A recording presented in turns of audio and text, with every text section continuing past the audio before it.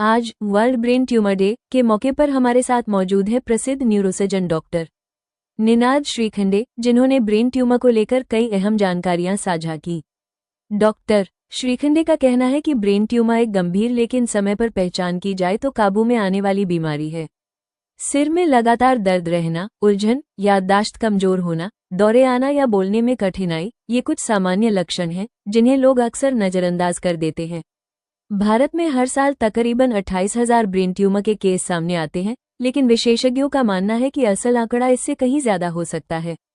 Doctor Shrikhande ने appeal की कि कोई भी असामान्य लक्षण दिखने पर तुरंत एमआरआई या सीटी स्कैन कराएं और विशेषज्ञ से परामर्श लें। ब्रेन ट्यूमर का इलाज अब देश के विभिन्न हिस्सों में संभव है, बस जरूरत है समय पर निदान और जागरूकता की।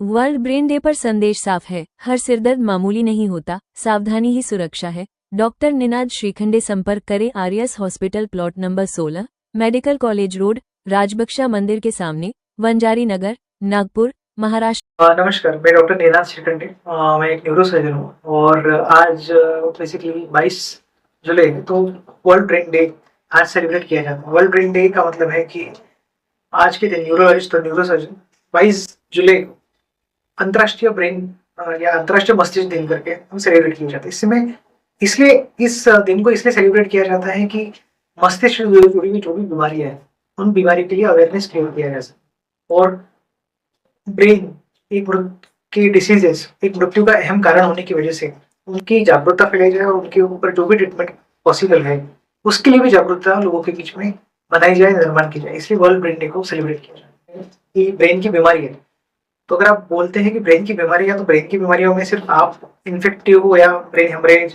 या मेंदू ज्वर या एपिलेप्सी यही चीज सोचते हैं, पर आप ये नहीं सोच रहे कि एक्सीडेंट भी बीमारी है जिसमें जब हेड इंजरी होती है पेशेंट को तो वो भी बीमारी भी काउंट होता है। तो अगर आप मैक्सिमम मौके देखोगे, आप अगर आरटी में या रोड ट्रैफिक में जो होती है वो ब्रेन हेड इंजरी की वजह से होती है। तो बोला जा सकता है कि वो एक सबसे अहम कारण जो मृत्यु का है हार्ट के बाद, या तो मैं तो कहूंगा कि उसके भी पहले, तो शायद ब्रेन को अपन गिन सकते हैं उसमें।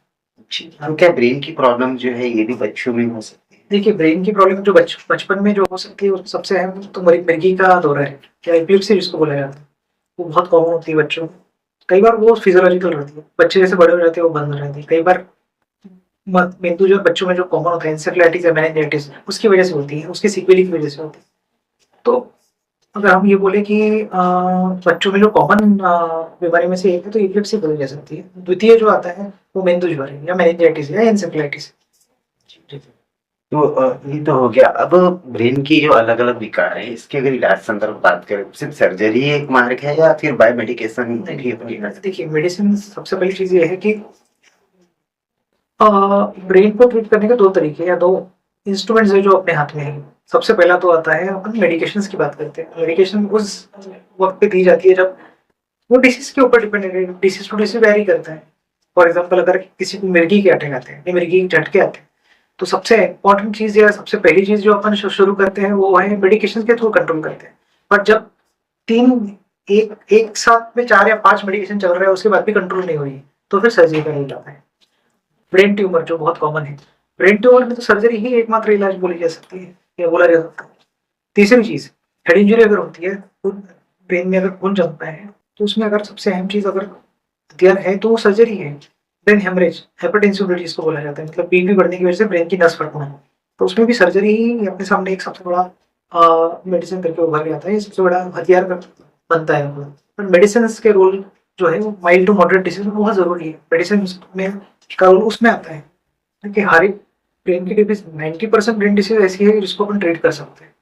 10% डिसीज ऐसी आ जाती है कि जिसमें अपने को ऐसा लगता है कि भाई हो सकता है कि ये पेशेंट के लिए, उसमें सिर्फ अपने को ये सोचना पड़ता है कि क्या बेटर है, जिसमें उसकी जिंदगी जो भी है जितनी भी बची है वो बेटर हो सके, या एटलीस्ट वो जब तक है तब तक एक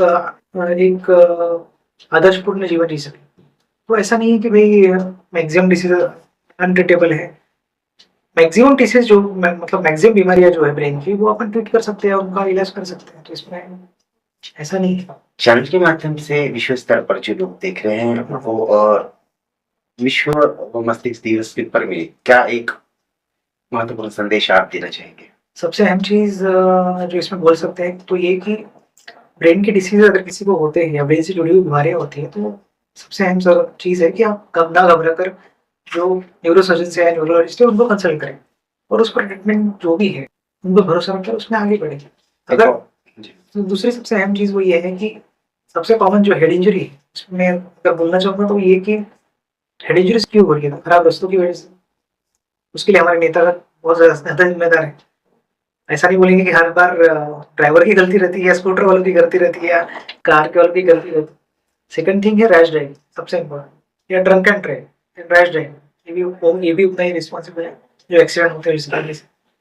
तो हेड इंजरी प्रिवेंट करना या हेड इंजरी को अवॉइड करना बहुत ज़रूरी है, क्योंकि हेड इंजरी को अगर आप गाड़ी अच्छे से चला रहे हैं, हेलमेट यूज़ कर रहे हैं, तो रास्ते अच्छे हैं और रैश ड्राइविंग अवॉइड कर रहे हैं, ड्रंक एंड ड्राइविंग नहीं कर रहे हैं, तो हेड इंजरी अपने आप रुक जाती है।